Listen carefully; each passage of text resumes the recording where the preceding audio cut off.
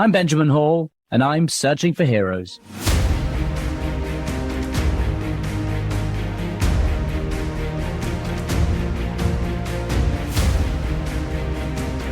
Ladies and gentlemen, thank you so much for joining me again today.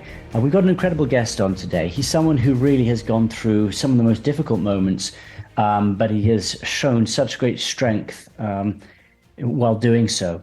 And our guest today is Commander Kirk Lippold. He was the commanding officer of the USS Cole, the Navy destroyer that was hit by Al-Qaeda terrorists back in the year 2000 during a refueling stop in the Yemeni port of Aden. 17 US sailors died that day, but Commander got the team through it. And he talks to us today about how he did that, but he talks much wider than that. He talks about resilience and the government and the administration in the Middle East. And he really is a man who can talk about almost anything. So here is our guest today. Thank you so much for joining us, and hope you enjoy it. Commander, thank you so much for joining me today. It's a great pleasure to have you on the podcast. Well, thank you, Ben. It's wonderful to be on. Thank you. Generally on this podcast, we talk to people who have gone through things which are pretty difficult, and we talk about how they found the resilience to get on through. And one of the reasons that I'm so pleased to have you on as a guest is because you went through something that was incredibly difficult, but you had to lead a whole team of people through it. And that's what I find so interesting, is how you were able to do that, and whether it was practice or whether there was something inside you that gave you a natural resilience. So I wonder if you could start off by telling me about the moment itself, first of all. It was 11/18. It was on October the 12th, 2001. And you were in port. Can you talk to me about that very moment that the explosion went off? It was, it was actually October 12th, 2000. It was about 11 months before 9/11. And we had been pierside at a pier out in the middle of the harbor in Aden refueling for about 45 minutes when suddenly there was just a thunderous explosion. You could feel all 505 feet and 8,400 tons of guided missile destroyer suddenly and violently thrust up and toward the pier. And when we slipped back down into the water, rocking from side to side, surging fore and aft on the mooring lines, it was then just deafening silence. The announcing system on the ship had failed. No one could tell the crew what had happened, where to go, what to do. I got up, I looked down the passageway near my cabin, which is in the forward superstructure on the starboard or right side of the ship. A gray cloud came down the corridor and just washed over me. And you could smell the dust, you could smell the fuel. There was an acrid metallic tang. And within seconds, I knew we had been attacked, because if it had been a fuel explosion, the ship would have been pushed out into the harbor and to the left, but being thrust up and to the right, I knew instantly that something had come alongside and exploded. And, Ben, one of the key things I'll say is that, you don't get command of $1 billion asset and the lives of almost 300 American sailors instantly. It takes 18 years typically of experiences. You learn to be a division officer, you learn to be a department head, an executive officer, and then the Navy makes that determination to give, in my case, that ultimate gift where I was able to say the three greatest words in my career: I relieve you, and assume total accountability for that ship. And, as you go through time, I think what people need to remember is leadership, first and foremost, is an investment in yourself. And then what you have to learn the art to do is share that investment with others. Be their mentor. Those that work with and for you are going to look up to you. They're going to watch how you act. They're going to lead. You're going to have to lead by example. And you don't just lead by example when you're on the ship, on duty. I don't care what your job is. You need to be a leader 24/7, 365. Yeah, you've spoken about how integrity is perhaps the most important thing for a leader, and that sometimes you have to make the right moral and ethical questions, regardless of the consequences. I know you've talked about how you have to make those decisions. In that moment, you must have known, because you must have been trained to respond to different attacks. Did you know exactly what you were going to do, or did you first have to get down to the scene of the explosion? What was your thought process as you were going through those first few moments, and how much were you delegating immediately to your crew? Well, Ben, I will share with you and the listeners, and I don't talk about it often, but in the split second that blast went off, the first thing I had to do was look inward to myself before I looked outward. And the number one thing I told myself is, okay, as the captain, no matter what you get told, no matter what problem people bring to you from this moment forward, you as the captain must stay absolutely calm. Because if the crew were to sense for any reason a sense of panic, a sense of not being sure of what I was doing, that kind of panic would spread by orders of magnitude down the chain of command. So in that moment, I said, okay, you just need now to go out and find out what's going on, because everyone, they view the world through that lens of, what goes on a daily basis. And in my case, that lens had now slammed wide open. And I was having to take in huge amounts of information, process it. And then the number one thing you do is you start making decisions. And when you make decisions, what you're doing is you're acting in the now, you're thinking ahead, and you do it by what I call asking the what next question. What do I need to think about next? What do I need to plan for next? What do I need to do next? And as people would bring me problems, you need to make whatever issue they have your world for long enough to gain enough information. You make a decision, give it back to them, then go. Trust at that point that you've extended to people has to become paramount. You're going to assume risk as a leader when you do that. But if you do not trust your people to go out and do what they need to do in those critical moments, everything is going to start falling apart. And as I went down and made my way to the blast site and looked at the utter devastation, I mean, I'm literally standing near the galley area and the passageway where the crew had been lining up for lunch. I'm looking down at a hole in the side of the ship. And from the side of the ship into that point, it is over 20 feet deep. And it's just a huge cavern. And I could hear live electrical wires popping in the fuel that we were still getting on board the ship before the Yemeni fuel workers cut it off. I mean, it was absolute pandemonium. But as I made my way into the central control station to determine the status of the damage, when I got up topside to determine what's the status of the wounded, in every single case, it was me gathering information to make a decision and then move on. And you take care of one problem, then the next problem, then the next problem, then the next problem, because each of those are going to go out and they're going to begin to build that picture, that mosaic that allows us, it literally within a little over an hour, to get USS Cole stable. And really, as a testament to the crew, we were able to get 33 wounded off the ship in 99 minutes. And of those 33, 32 would ultimately survive. I mean, when that blast went off and no one could tell the crew what had happened, they divided into one of three groups. They were either doing damage control to save the ship, triage to save their shipmates, or to security to stop what we hope wouldn't be another attack. Yeah, those are the three things I would have said were perhaps the priorities there straight away. But you found this calm. I mean, you were able to focus in that moment. And I wonder where that came from. Can you tell us a little bit about your own background? I mean, was this something that you always had, or is this something you learned through those 18 years of training? I mean, can you teach this, or do some people need to be born with that sort of resilience?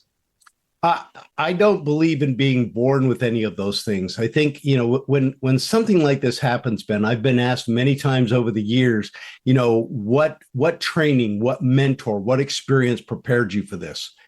And I'm sure that similar to what you went through, when something of this magnitude happens in your life, you literally dip into the well of every experience you've ever been through. You look back at the first and foremost, those critical tools your parents gave you as you were growing up to kind of chart your course in life. You look at what you learned in schools. You look at what you learned, in my case, from fellow division officers, all the way through every single commanding officer that I ever served under, to learn how to exercise leadership right, and where occasionally you make mistakes, because everyone makes mistakes. Everyone does things wrong. And the key with that is when you make those mistakes and you kind of pick up that rock and put it on your back, you carry it around for a while, and then you eventually learn to stop, take that rock and set it down, not because the load's too heavy, because now that rock serves as a reference point for how you're going to lead your life forward. And so when it comes to that resilience factor, I looked at it as, okay, everything that was on my desk that was important that morning was now irrelevant. And in that singular moment, I got what I call the ultimate gift of command, because the only two things I needed to focus on, to the exclusion of everything else, was what do I need to save my ship and what do I need to save my crew? Nothing else mattered. I knew that at the end of the day, it may be days, if not longer, before the crew or I would be able to make phone calls back home. But guess what? It's a good news call at that point, even though I'm sure the families were anxiously waiting and wondering had their loved ones survived, or they've been wounded or paid that ultimate price.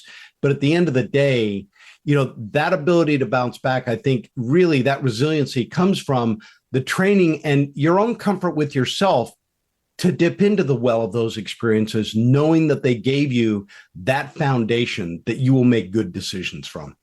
Yeah, I remember when I look back at, the moment I was injured and what happened in the couple of days afterwards, I was always amazed at the level of strength that I found, and that I had asked myself for many years leading up to that when I was in conflict and I saw people injured like I was injured. And I always wondered, how would I respond? What would it be like if I was in that position? And I suppose I was always confident, but I never knew. And then in that one moment, I look back, and I look back with a sense of pride that when the moment came, that strength was there and I managed to get through it. Had you ever thought about, when you are training, would you have to go through events like that? Would you have to imagine they might happen? Had you prepared yourself mentally for something like this? Well, I think everyone, including myself, as you go through training, number one, as difficult as it may be and as hard as it may be, you want to be challenged. You want that bar to be raised on you. And you want the complexity of the drills, the exercises to challenge you to do things, to challenge you to act, to challenge you to make decisions. Because when you get challenged in life, that's what kind of stretches you outside of your comfort zone. That's what kind of makes you grow stronger. And in all of that, I mean, I get the wonderful opportunity to talk to the midshipmen at the Naval Academy right after they get in there about the importance of honor and character. And when you really look at it and you have that sense, as you mentioned, of integrity, of making the right moral and ethical decisions, regardless of the consequences, and you get comfortable in doing that, then when it comes time for you to make decisions that literally, in my case, had life or death consequences, you know that you're going to make the right decision and that the consequences are always going to be there. I mean, at the end of the day, Ben, I will always live with the fact that as the accountable officer, 17 sailors died on my watch. 37 were wounded. And all I ask people is, look at how my crew performed in saving that ship before, during, and after the event. And I think the results speak for themselves, because USS Cole is in the Eastern Med right now, helping defend Israel against Iranian ballistic missiles. And it's because of my crew of heroes that saved that ship that USS Cole is still out there today defending freedom. Yeah, remarkable to think that, and to put that team together and to lead it through that, I suppose, must give you a fair sense of pride as well. Oh, absolutely. I couldn't be more proud of them. And, I just look at it as, if the one thing you don't want to have is pride. And look, my heroes are my crew, period. Yeah. They're the ones that actually did it. Did you have to speak to the families of the 17 who died? And if you did, what was that like? It was very tough. And it was a little bit difficult as well. When we got hit in October and in early December, despite the fact that an investigation was still going on, I reached out to the Navy and said, I think I need to get on the road with my command master chief, the senior enlisted, who is directly involved in saving lives. And, he'd been a chief hospital corpsman before. And of course, the Navy's answer as a large bureaucracy is always the easy answer. Absolutely not. We have casualty officers. We don't need you to get involved. And I said, okay, we've got a starting point for negotiations here. And I came back a couple times, and to the Navy's credit, they really did look at it. And I think they also exercised that trust looking at me. They were willing to take the risk. And I got on the road and I went out and visited with, 17 sailors doesn't mean 17 families behind a nice white picket fence in a nice house. It was, in my case, 29 different family groups around the country that I went and visited with. And it didn't matter whether when I walked through those front doors, if I was met with open arms or outright hostility, those families wanted to first and foremost get answers to those questions. Why were we there? Why didn't you get the intelligence you need? What about the security measures that were and were not followed? And then, Ben, that's when it got tough, because the families would typically then share a piece of their sailor with me. I looked at the funeral programs. I looked at wedding albums. I looked at that sailor's life. And the one thing mothers, as you would expect, wanted to know is, did my baby suffer? And I knew from the force and dynamics of the explosion that nobody ever knew what hit him. Mm-hmm. And so going through visiting those families, I think, was cathartic, not only for them, but it helped me too. It made each of those families realize I knew their sailor, because I was able to tell a story about how I had directly interacted with them. And for a brief second, it would bring that sailor to life in the eyes of their mother, father, wife, husband. And that, to me, meant the world. And those families that I still stay in touch with today treasure those few moments I was able to spend with them. Yeah. And they were serving their country, wearing their country's colors. And they will always be remembered, I think, by all of us. We must always keep talking about them. You're listening to Searching for Heroes. We'll be right back after this. We've talked about what it was like in the moment itself, but there does come a time, and I've gone through it myself, where suddenly all the dramatics stop, and then you have to start rebuilding. And, based on what you just talked about with the families as well, I wonder if that rebuilding was initially difficult for you, because you had to suddenly, once it had passed, you had to sit down and think about it all. The deaths, the attack, your future. Were there moments that were difficult afterwards? And how did you then rebuild yourself? Absolutely. I mean, I would have to say that, like everyone else, everybody on that ship, including me, had post-traumatic stress issues that we all worked through.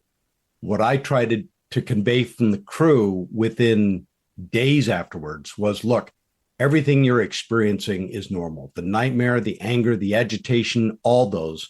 Nobody is going to get through those feelings alone. We have to do it together. And I think that really helped bond us as a crew. I also think that the decision to keep the crew together on the ship and not allow half or more of them to go home, like I was requested to do, also helped, because we stayed one crew, one ship, and are still that way today. But immediately after Cole, I ended up getting an assignment on the Joint Chiefs of Staff. I worked an incredible issue in that it was before 9/11 and after 9/11 occurred. The office I was in worked detainee policy, but even throughout that entire time, I took ownership of my crew, and I knew that for me, that was an obligation I would have for the rest of my life. I also looked and told the families, should you ever need anything, I will be out there and available for you. And I've continued to stay in touch over the years. And as I looked at it, I begin that rebuilding process, I think, like everyone else when you start. First and foremost, try and establish a sense of normalcy in your life. It may be a new normal. You may want to reach back and have as many touchstones to the past as possible. And then you kind of start figuring out, okay, where am I now? Where am I mentally? What am I comfortable with? When it came to career, I knew that really wasn't going to be an option. And I set that aside and I stayed focused on, first and foremost, my current job. I'm still serving my nation, working for the chairman of the Joint Chiefs of Staff. But in any spare time I had, I was reaching back and trying to make sure that, is the crew doing okay? Is everyone hanging in there? What about your new assignments? What about my officers? We had the difficult task of finding additional remains as the ship was being built. The families going through the notification process horrifically, just like the families of 9/11 had to go through. And I think through all of that, I just began to get a sense of who I was and what I was doing. And thanks to a wonderful Naval Academy classmate, I ultimately would end up going up to Newport, Rhode Island, where every surface warfare officer, in other words, every officer assigned to a ship at every level, division officer, department head, executive officer, commanding officer, I went up there and shared the story of what happened in what became a 3-hour block of instruction. Mm-hmm. And it was essentially no holds barred. And it was from that I really learned that by telling the story, as difficult and as challenging as that was for me and still is today, I do it because it keeps the memory of my sailors alive. And when it came time to retire, while very much 26 years in, I very much could have transitioned into any of the defense contractor work at any level I'd wanted to, I chose instead a different path because I felt like what had happened to Cole was a seminal event on the road to what would become the global war on terror. But I also knew that what I had done through leadership, that in that singular moment I had chosen to exercise, was something that I could share the story with business leaders around our country. And from that, it would not only hopefully help them become better at what they were doing, but it contributed back to our nation. It made us a stronger economy. And it also had the wonderful secondary effect that it kept the memory of that event alive in the eyes of the American public. So I've been doing that now for over 17 years. And I'll be honest with you, Ben, I wouldn't trade it for the world. Yeah, and I know how many people you have helped, how many people have you inspired. We met when both of us were speaking at an event, and I just remember hearing people leave your speech and just saying that it had inspired them more than anything they'd heard in a long time. And you portray leadership, teamwork, courage, resilience, all those so well. So you have gone on, you've taken something terrible and you've made so many positive things come out of it. And I think that's the only way you can do it. You talk about positive, but this was also a terror attack. This was the quintessential good versus evil. These were your enemies trying to attack people. And I wonder if you ever felt after that a different sense of anger towards the enemy. And then, of course, the war on terror started and it became clear what Al-Qaeda was trying to do. But did you ever feel anger, hatred towards them? I wouldn't say anger, Ben, but I would say frustration at a government. Because if you remember back to the attack on USS Cole, I lived through 2 presidents, 2 administrations, and 2 parties that did nothing in response to an attack that killed 17 sailors, wounded 37, and caused $250 million worth of damage to a U.S. Navy ship. President Clinton kept raising the bar and walked out of office doing nothing. By the same token, President Bush came in with an attitude of we're forward-looking, not backward acting. And so consequently, it took 9/11 before they really began to fold the attack on Cole into it.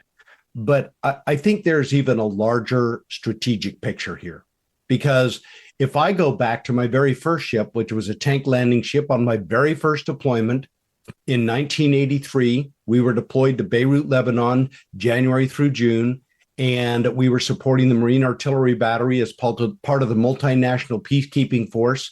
Lebanon was really in a state of civil war. The Israelis had invaded at the time because it had gotten so bad and threatening for them in trying to impose peace. We had French peacekeepers there. But in April of 83, I literally was in the embassy 5 days or a few days before a terrorist car bomb blew it up and killed 17 Americans. That fall, I would lose a Naval Academy classmate in the Beirut barracks bombing. I think what we as a nation unfortunately did at that point was make a long-term fatal decision. And that is, we began to try and hold terrorist organizations accountable for wounding and killing Americans, when in fact, it was the state sponsors that we should have gone at. When you look at it, follow the money. And at the end of the day, when you look at the state sponsors, they talk about non-state actors like Al-Qaeda, Hamas, Hezbollah. They're not non-state actors.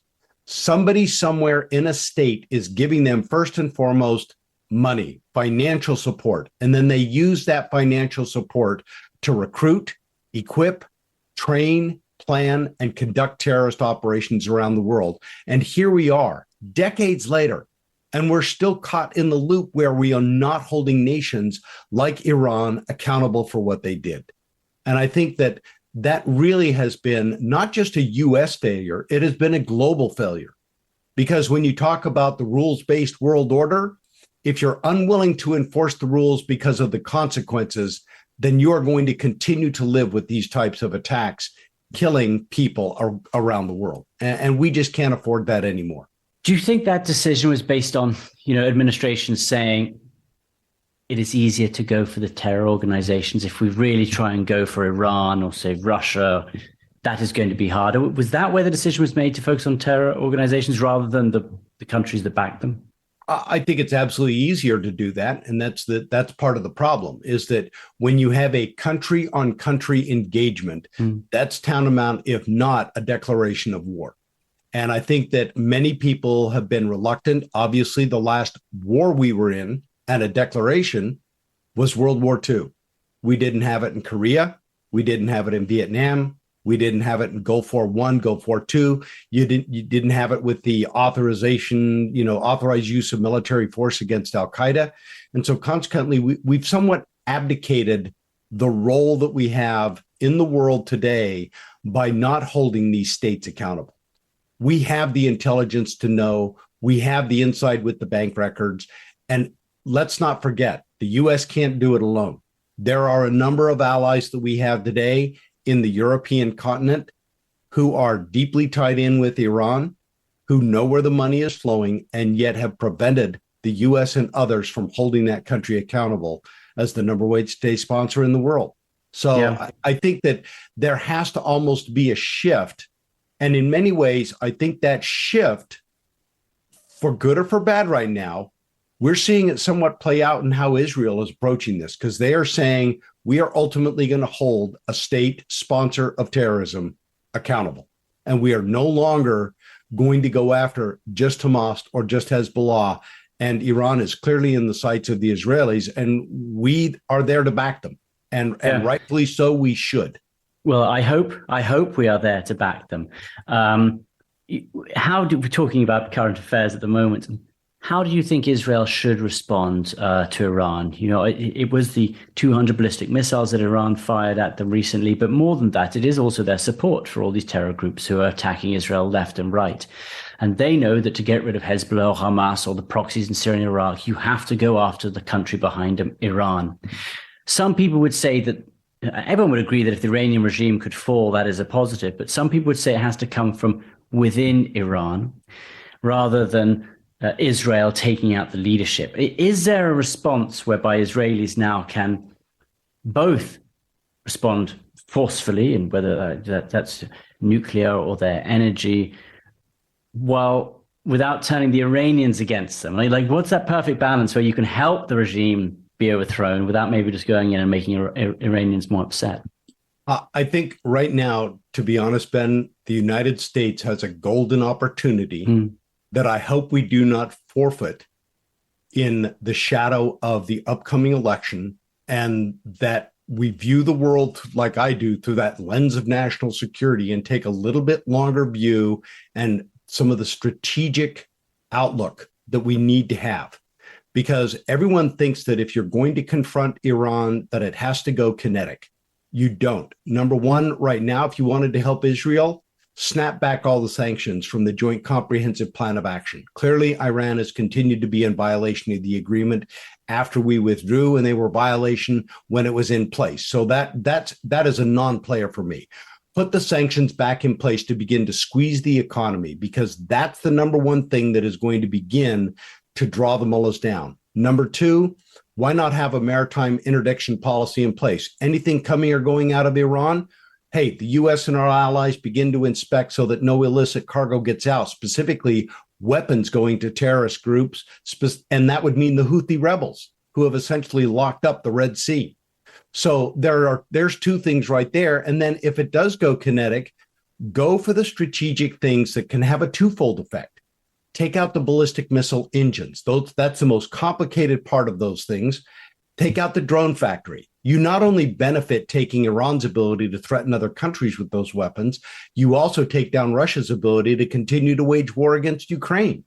So you get a twofold effect. And when you start to take out those things that have benefits, second order effects that benefit more than just the immediate Middle East, that's what's really going to matter. I mean, ultimately, I think Israel would like to have a two-state solution in the Middle East, but they need two things. Number one, recognition of their right to exist, and two, that right to exist in peace and not have to constantly fight those who want to take them out. I wonder if you feel that America and the current administration, and even both candidates, for the next administration, aren't presidents who would do that, who aren't forceful enough, who perhaps are on the back foot. Whether you say 20 years in Iraq and Afghanistan, so many of them just feel that they don't want to get involved. And what do you think that does for America on the world stage? What message does that send if countries don't feel that America will come and respond if they behave badly? I think that the world is watching right now because the United States is equivocating and they see two candidates, both in different ways, that do not have the moral clarity and strategic vision for the U.S.'s role in the world that we need at this moment in time. And I think that former President Trump, when it comes to Ukraine, is tragic in that he thinks that Putin did not do wrong and we shouldn't hold him accountable. By the same token, I think that you're seeing support for Israel, but they're hedging their bets and they're guarding it. And the Biden administration with Vice President Harris has been part and parcel with that. And they've tolerated a lot of anti-Semitic actions on behalf of people here in the U.S. that we shouldn't do. So I think that we have some real challenges and that Americans really need to understand the larger picture. I know a lot of people lately have bandied about the term, we don't need to get involved in a forever war. That is the most bogus term that's ever been foisted on the American people. We have been in a forever war on the Korean Peninsula for 71 years. It is still an active conflict zone. There's never been peace. There's only been an armistice between North and South Korea, and we're still embarked there. And we have 25,000 troops. We're not going to walk away from that commitment. When you look at the war on terrorism, that is continuing to be ongoing, and it's been going on not since 2001. It was going on starting in 1983 when the embassy and the Beirut barracks bombing got hit. So at this point right now, that phrase holds no meaning. And the reason why is if the leadership of the nation would just tell truthfully the American people, here is why we need to be engaged. Here is the strategic vision for what we are going to achieve by being there. Nothing happens overnight. Okay. Afghanistan wasn't going to happen overnight. We haven't lost a troop there in a year or more when we were there. And it sits right in the arc of instability between China, Pakistan, and Iran. The perfect place, and there's never going to be a substitute for eyes on the ground. So being able to articulate that to the American people is why we need to stay engaged. And we shouldn't listen to these people who try to conflate a wide open border and everyone coming across, jeopardizing us in our own unique way with what we need to do on the world stage as a leader, which we have been since World War II and should continue to be going into the 21st century. Yeah, I suppose maybe to finish up today, we talk about the worries about the administration, about how many people maybe aren't backing the decisions that need to be made. We have a divided America at the moment. If we were just to finish up now, what would your message be to people listening across America to say that, yes, things might look divided right now. Perhaps the right decisions aren't taking place, in the administration. But underneath it all, America is the strongest country in the world, and this is how we can show it, and this is what we must do to reinforce that? I think that when the number one thing the American people need to do is take a deep breath, take not one, but two steps back and talk to your neighbor and find out, okay, where does the real common ground exist? Stop listening to the news to reinforce your viewpoint, but listen to the news across a broad spectrum. Really understand what the facts are. Exercise your capacity and your critical thinking skills to understand what's going on. Understand what's going on with the economy, understand what's going on with national security, understand what's going on with our society and some of the partisan conflict that we're seeing. I think you're absolutely right. I don't think there is near the divisions that the media wants to play up, because that translates into ratings, which means advertising, which means money. I think that at the end of the day, the American people want to have common ground, and you shouldn't let these one-off voices who seek to either undermine the Constitution in one way or another, or those that rigidly want to enforce their view and impose their view of the world on the rest of America. Don't let those outliers get amplified to the point that they blind out the rest of what our nation has. We have been and remain the greatest nation in the world. And it's because of our ability to work together. And number one, it's our capacity to help others. We will help our neighbors. We will help each other across state lines. All you have to look at, how many trucks are lined up right now to go that are providing aid down to Florida following Hurricane Milton, and what's gone on in Western North Carolina after Helene. I mean, we as a nation have such a tremendous capacity to want to care and give for each other, that those divisions all get set aside, because at the end of the day, I think you're absolutely right, Ben. We're Americans, and that's what we stand for. And that is why we have been and will remain the greatest nation in the world. More of our conversation right after this. You know, what I tell folks is, look, following the attack on Cole, my view of the world is through the lens of national security. And when people say, yeah, but you got the economy, you got society, you got all these things, I'll say, wait a minute. I want you, especially for those that are old enough, and granted, we're coming up 23 years since it happened.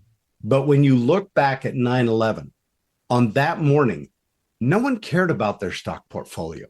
No one cared about the traffic going into work. That morning, they cared about two things. Is my family safe? And is my nation safe? So if you don't have that foundation of national security upon which everything else rests, you don't have a nation. And I think that more than anything else is what I want Americans to understand. Do you think there's we've had a few weak generations? I mean, my father was in World War II. He was in a Japanese prison camp for 4 years from the ages of 8 till 12. And I listened to him growing up, and, he always felt, and he served in Korea as well. And, I listened to him, and he understood the joy and beauty that hard work gave and the luck we had, and nothing went to waste. And sometimes people who have gone through conflict understand that in a way people who've never seen it maybe don't. And I wonder if perhaps we are living through a couple of generations now where people take things for granted and they don't realize how quickly it could be taken away from them. I think you're absolutely right. And for me, what that really boils down to, the reason that is allowed to happen is because we do not hold people responsible for their actions. And I look at it and say, look, there's only one person in your life that is responsible for the decisions you make and the consequences that come from it. And that's you as an individual. Today, we give people that slack. Oh, I'm sorry you didn't know. Gee, I'm sorry it's the government's fault. Let me figure out how we can help you get through this, rather than saying, no, you made that mistake. You live with it. You figure out how to get through it. And when you don't have consequences for actions, you don't have that sense of personal responsibility, which gives you that sense of personal pride and desire to achieve. Because when you take away that sense of responsibility, nothing matters. But what do we do? That's really the cornerstone of why we see some of the societal problems that we're experiencing today. But how do we bring that back? I mean, social media is to blame. Is parenting not the same as parenting used to be? There are some key issues, I think, that aren't that are going wrong, and how do we change that? How do we set the nation into a new direction? Well, I think the number one thing is you have a set of standards, and those are called laws. And when you have laws, you follow them. And there are consequences for violating them. There isn't any more this, oh, our laws are bad because they're not equitable. Our laws are bad because they're racist. Our laws are bad because there's some systemic issue against one particular race or group involved. No, the laws were crafted. There is a process to change the laws, but the laws must be followed. I mean, it's one of those that I tell people all the time. Okay, let's play by the rules. Absolutely by the rules. And if you don't like the rules, well, guess what? Elect people to change the rules. But until then, obey the rules. And we don't do that. We are finding excuses not to hold people accountable for their actions. Flash mobs, everything else. And we come up with these societal reasons more based on a desire to collect power through staying in office rather than looking at it as a general societal problem. I mean, I don't care whether you're Republican or Democrat or independent. I think everyone has a sense that we want to see the laws that we have enforced. And if the laws turn out to be wrong, change them, modify them, adjust them, and do that through the will of the people. I mean, that's how a republic works, is by electing representatives that reflect our values and desires, and then they are supposed to do what they need to do. Yeah, but absolutely. We're not even doing that. Yeah. It's a very complicated problem, but I think number one, you have to go at it at a personal level and tell people. It's made more complicated. It's made more complicated than it should be. Oh, absolutely. Commander, thank you so much for joining me today. Great pleasure, and I hope that we cross paths in person soon. Absolutely. Look forward to it. Thank you so much for having me on. Thank you. Well, look, first and foremost, whenever I speak to Kirk, I am so grateful that it is men like that who are leading our troops, leading our sailors, leading our airmen around the world. I mean, those are people who represent America in its greatest form. Right and wrong, hard work, resilience, loyalty, courage, reaching out to your neighbors, helping everyone when they need help, realizing that we're not so divided, and speaking your thoughts as clearly as you're having them. I mean, those are such great qualities, and I just think that we heard them put together so well there. And he's also an absolute expert, and I could have talked to him for hours about what's happening in the Middle East at the moment. And I guess by the time this comes out, well, we may well know how Israel has responded. And if we don't, we probably will quite soon. But look, thank you very much for listening today. I hope you enjoyed it. And, I hope you join us next week as well. Thank you. Listen ad-free with a Fox News Podcasts Plus subscription on Apple Podcasts. And Amazon Prime members can listen to this show ad-free on the Amazon Music app.